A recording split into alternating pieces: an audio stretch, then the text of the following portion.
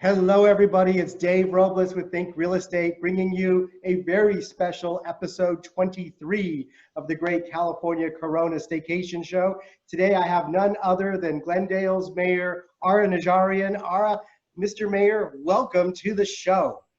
Thank you, Dave. It's my pleasure to be here with you and with your viewers. Well, you know, this has been just the most amazing month that we've had, I think, in the history of mankind almost.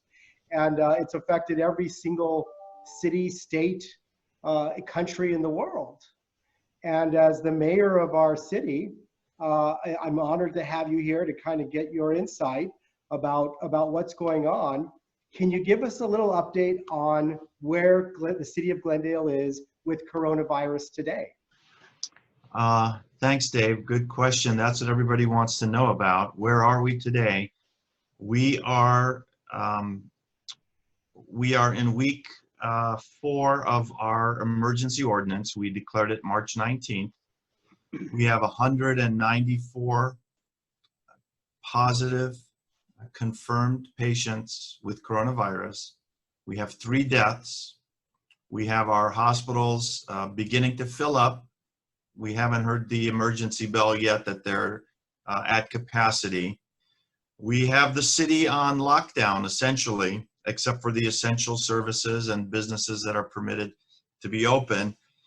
We are getting a little stir crazy, I think. I can say that for everyone. In many ways, it seems like a bad dream that we were just cruising along, getting ready for spring and all these fun things that we usually do, and have this this crisis which was far out on the horizon. It seemed so far away. Yeah. It's in Wuhan, China. Oh, well, that'll never get here. We'll certainly be able to stop it. But then just in a matter of a week or two, having our first cases in Washington, that here we are under this emergency orders. And you know, it's been, like you said, 4 weeks of our emergency situation here in Glendale. And I kind of feel from the public standpoint that people are getting they're waning. They're like, and this is going to be a tough weekend. We've got Easter in a couple of days. I think it's going to be a difficult Easter for a lot of people. It's going to shine a light on the fact that they can't see their loved ones. They can't get together the way they normally would. You're right. There's going to be a lot of angst. There's going to be a lot of anger. Not necessarily directed at the right places. Mm-hmm. Some people directed at government as a whole, whatever government means, whether it's the federal, the state, etc. Some people are mad at others they see in the community for not being as protective and as socially distant as they need to be. Some people think it's a hoax. Some people think it's an overreaction. Others are scared to death to go out and to be just out of their front door. So we have all those mixed reactions. It is it's a special, of course, holiday week, holiday weekend, and there's a lot of anxiety. There is. Now, what do you think has happened, or have we done right as far as our response to this? And what do you think we should have done differently so far? Well, let's start with what we did right. And a lot of what we did right was done even before the virus was coming up. We have great public safety. And that really is the key to this whole episode here. We have a great fire department that is well-staffed and well-run by our fire chief. We have a great police department, well-staffed, very much in tune with what the city is feeling and what the city needs. We've got great communication between our city manager and our local hospitals, whom we're working with very closely. We have a very good communication system to our residents with our GTV6 and our web pages and our email blasts that go out. And we've got a concerned community. We've got people that are caring for each other, that want to help each other and help their neighbors through these tough times. So that was all in place before the virus came in. And so what we did once the virus started was take the precautions and on a methodical basis, ratchet up each one of our responses to the virus, much of it in relation to how we saw the virus spreading in the community. So the more we saw the virus spreading, the more we started hearing from hospitals that, hey, people are starting to trickle in, then we started to ramp up our efforts at preventing the virus from spreading. Yeah, and I think everyone will agree that and share in the love and respect that everyone here in Glendale has for our services. They love our fire department and our police department and just think they just do an amazing job. And that's only possible with the support that they get from, I think, the government side and the community side. So that's very important. That's the core. And I do want to say the other core service, and as silly as it seems, aside from our hospitals, our public safety is our trash pickup. Yeah. And as you know, and as unusual as that seems, it's really something that people rely on. And when they see their garbage being taken away and cleaned out, that gives them a sense of relief that, you know, we're still working as a city, we're still functioning, and nothing causes more displeasure than a overflowing garbage can on the streets and all that sort of mess. So thank goodness to our integrated waste team and public works that are out there through rain and shine, picking up our garbage and keeping us clean. Absolutely. What do you think you would have done differently looking back at the last few weeks now? I mean, hindsight's 20/20. Right. So what I would have done differently is I would have put more responsibility on the store owners and store managers. We went out to the public and we told them, you know, stay at home and keep distant and don't get closer than 6 feet. But many times, especially in the mid to smaller size businesses, and I'm thinking mainly grocery stores, sometimes drugstores, bakeries, the managers were letting as many people as they wanted into the store. They were counting on the patrons to keep that distance. Right. Their cashiers and employees in the store were not masked. They were not wearing gloves. They were not keeping that distance. I mean, there were a couple of good examples. Trader Joe's caught on very quickly. And we all know that even outside the store, they had the 6-foot distance that they were keeping and only letting so many people in the store at a time. So I think we should have been much more strict with the businesses, informing them that they could not let anyone in that did not have a mask. They could not let anyone work in the store that did not have that face covering. I think that's something we could have done. We're at that stage now, but if we were at this stage maybe 2 weeks ago, I think it would have been better for us. Right. That's a really good point. A few days ago, I saw an interview with you, and you gave the citizens of Glendale a C- in their social distancing efforts. Yes. Why, and have we gotten better? Okay, so everything that I see is anecdotal. We don't have a master survey that our city has done with police or fire. But what I do see, and what I had seen, so let's roll back the clock about a week ago, because I think that's when I made those comments. Sure. I saw people in the parks having picnics, kids having soccer games, people playing basketball games, the skate parks filled with kids. I saw groups of people in the car together. Clearly, they weren't from the same family, young kids. Right. And I feel sorry for the young kids. I mean, I feel worse for the seniors in high school, who this was their, great time, springtime, you're almost done with school, you're clearing, 12 years of education, looking forward to the future, trying to be with your friends that may be spread out all over the country in the next few weeks. I saw kids like that in the same car together, having a good time, going for a joyride. I saw boyfriends and girlfriends in the car, and they weren't doing anything untoward, but they were talking to each other, clearly there was maybe 1 foot of separation between them.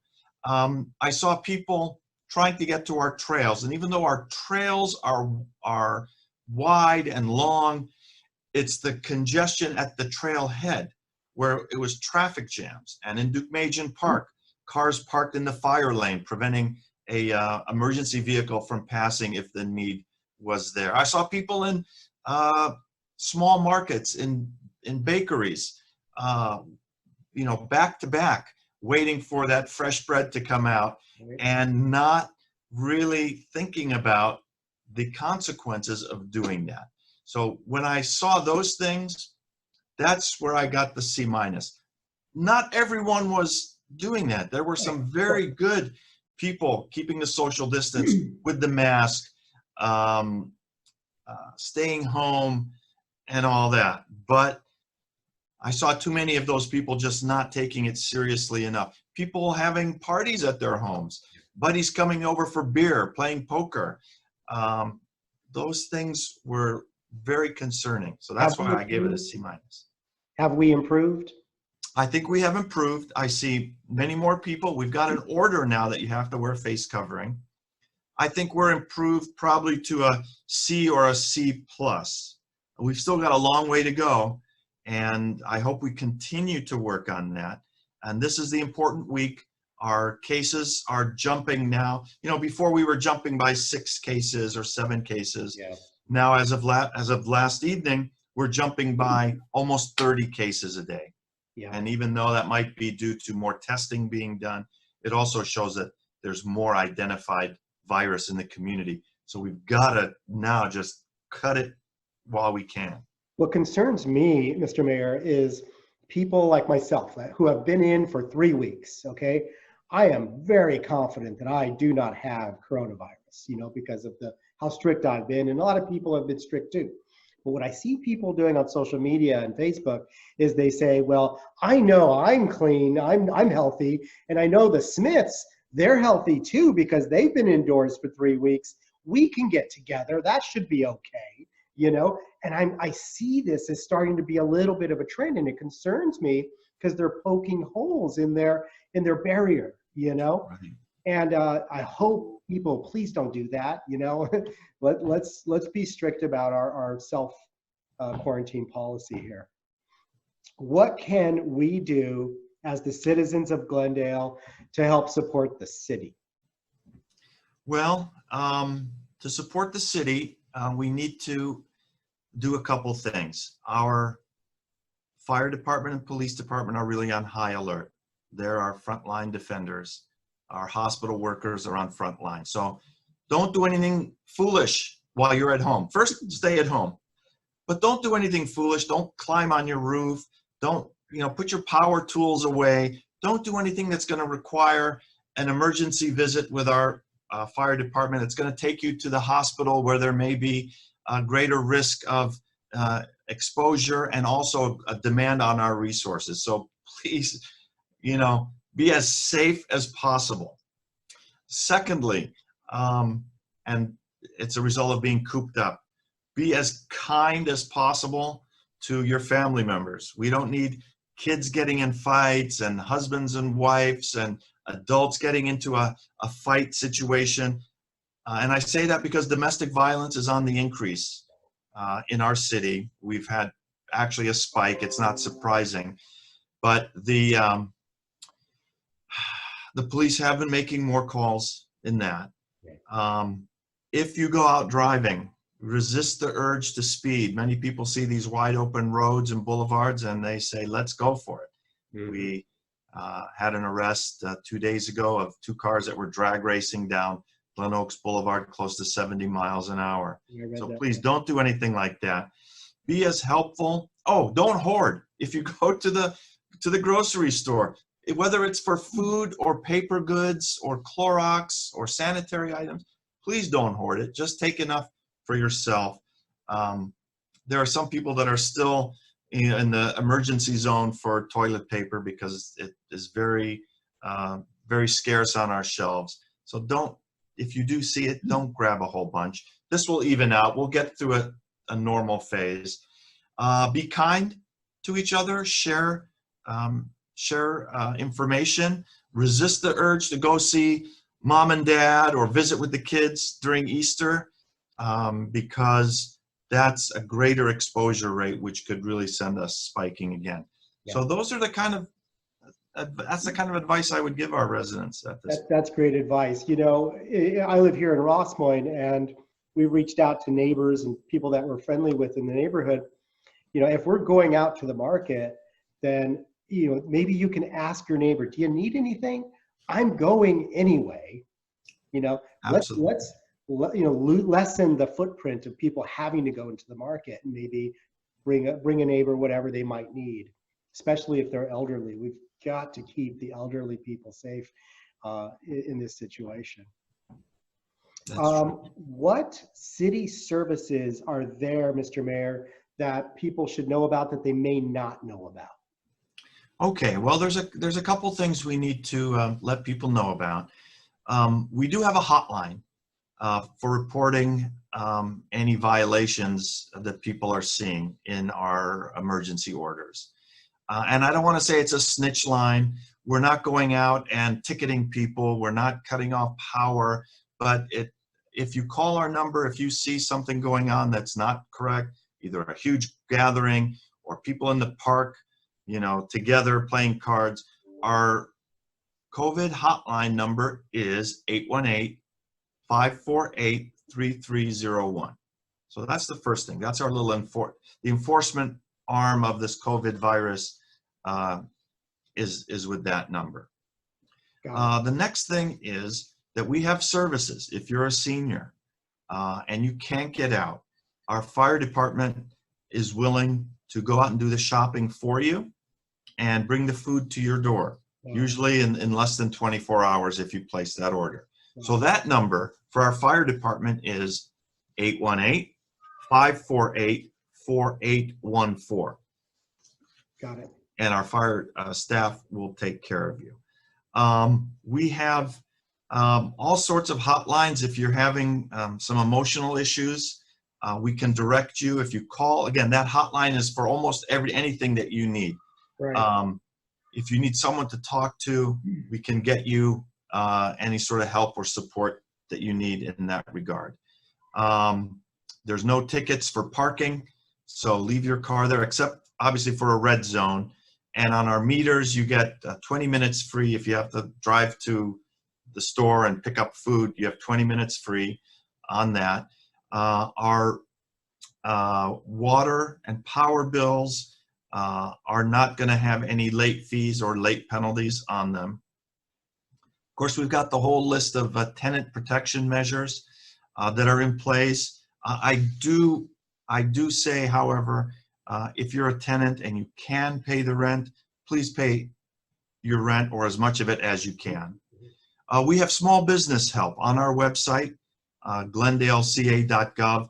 We have a webinar which we just hosted with the Small Business Administration and the Verdugo Workforce Job Center, the Chamber of Commerce, and we explain how to apply for all those loans out there, the CARES Act, whether it's the Paycheck Protection Plan or it's the $1,200 that they're giving for appropriate and qualified people, the emergency disaster funds. So we go through that and we help people with that. We have a bill. If you come across a stockpile of masks, N95 masks, we again call that hotline number. We can, because we're in touch with all the hospitals, we know who needs what.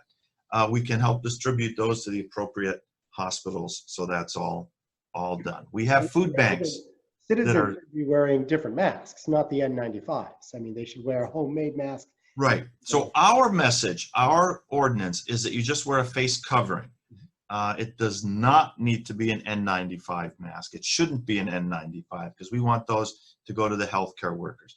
But almost anything else, and here's just they call this perhaps a surgical mask, but it's fabric, and the internet is full of instructional videos as to how to make one out of a pair of socks, even a paper towel. So we should all be doing that. We have food banks available. If you come to a situation where you have no food and you need food, we have several private organizations setting up food banks where by appointment you can go in. If you want to be tested for the virus, the testing is now really ramping up. So if you have symptoms and you call your primary care physician, there are several centers in Glendale that are doing the drive-by testing, drive-through testing. So if you qualify, your doctor will basically approve you for the test, and you can drive in and get that test and learn in a short period of time whether you are infected or not. Very good. Well, that's all really, really helpful to know. There's a lot of information there. We'll put the phone numbers and the links here at the bottom as well. That's just really, really great information. Well, thank you so much, Mr. Mayor. And Thank I you, David. understand these are your last few days as mayor. Yes. I want to thank you for your service. Thank you. I believe you continue on as city council member. Yes, I'll be on the council. So your work is not done. No. We need you, and we need as much help as we can get right now. So I'm grateful for your service. Thank you, David. Thank you for having me on your show. You're welcome. Take care. Thank you. Bye-bye.